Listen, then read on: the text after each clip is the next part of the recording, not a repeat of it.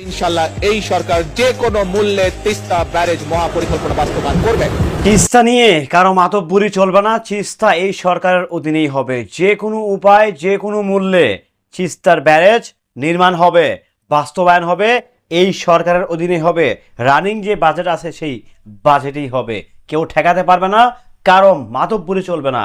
হুঁশিয়ারি বাংলাদেশের গণতন্ত্রী বাংলাদেশ সরকারের প্রধানমন্ত্রী তারেক রহমানের। একটা আবার চিন্তা করেন, তিস্তা নিয়ে কিংবা দেশের মানুষ নিয়ে কতটা ভাবতেছেন এই সরকার। হ্যালো এভরিওয়ান, আসসালামু আলাইকুম। শিমুল আছি আপনাদের সঙ্গে। তিস্তার যে ব্যারেজটা সেটা নিয়ে নানা রকম জানেন আপনারা, অনেক রকমের উত্তেজনা বিরাজ করছে।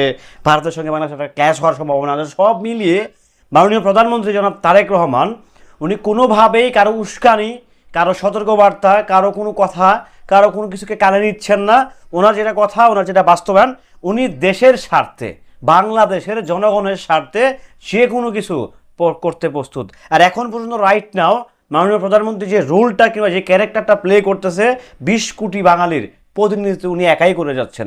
দেখেন ওনার চলাফেরা, ওনার ভং, ওনার রাষ্ট্রীয় যে সিদ্ধান্তগুলো নেয়া, সব কিছু মিলিয়ে মানে আমার ব্যক্তিগত শিমুলের মনে হচ্ছে যে না, এটা উনি যা করতেছেন এটা হচ্ছে উনি রাষ্ট্রের স্বার্থে, জনগণের স্বার্থে কাজগুলো করতেছেন। আপনারা সুন্দর একটা বাজেট দেখলেন না, মানে একদম যারা হচ্ছে খেটে খাওয়া, যারা আম জনতা তারা যেন সইতে পারে বাজেটটা, তাদের জন্য তাদের কাছ থেকে অনেক কিছুই কিন্তু একদম স্যাক্রিফাইস করা হয়েছে, মাইনাস করা হয়েছে, মিনিমাইজ করা হয়েছে। বাজেটে কিন্তু যেগুলো হচ্ছে খাবার আইটেম কিংবা যেগুলো হচ্ছে সাধারণ মানুষ পারচেস করে কিংবা কিনে থাকে, সেগুলো থেকে কিন্তু বরঞ্চ দাম তো বাড়ায় নেই, আরও অনেক কিছু থেকে দাম মাইনাস করা হয়েছে। সো যাই হোক, আবারও ফিরি একটু তিস্তা ব্যারেজে। দেখেন কোনোভাবেই যদি এটা যদি ডিফল্ট হয়ে যায় তাহলে কি হবে? ডিফল্ট হওয়ার কিংবা এটা ডিসকানেক্ট হওয়ার কোনো প্রকারের কোনো সুযোগ তো নাই। যে কোনোভাবে, যে কোনো উপায়ে, যে কোনো ওয়েতে হলেও এই তিস্তা ব্যারেজ মাননীয় প্রধানমন্ত্রী তারেক রহমানের নেতৃত্বেই বাংলাদেশে বাস্তবায়ন হতে যাচ্ছে। এইটা পরিষ্কার। হিসাব শুধু পরিষ্কার নয়, খাতা কলমে পরিষ্কার।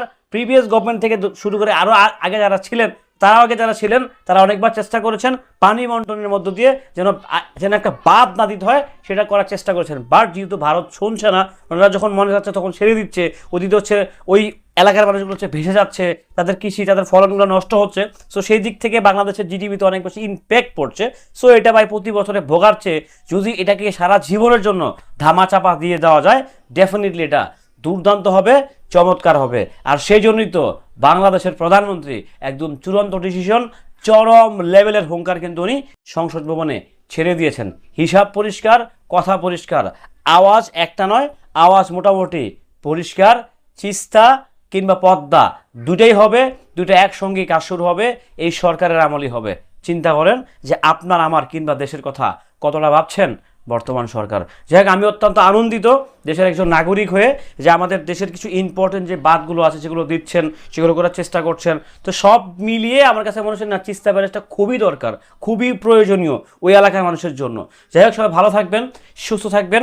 বর্তমান সরকার আসলে কী করছে না করছে নিশ্চয়ই সেটা আপনারা খুব ভালোভাবে দেখতেছেন, অবজারভেশন করতেছেন। কী মনে হচ্ছে আপনাদের কাছে সেটা নিশ্চয়ই আপনাদের মতামত আপনারা শেয়ার করতে পারবেন। আল্লাহ হাফেজ, ভালো থাকবেন, সুস্থ থাকবেন।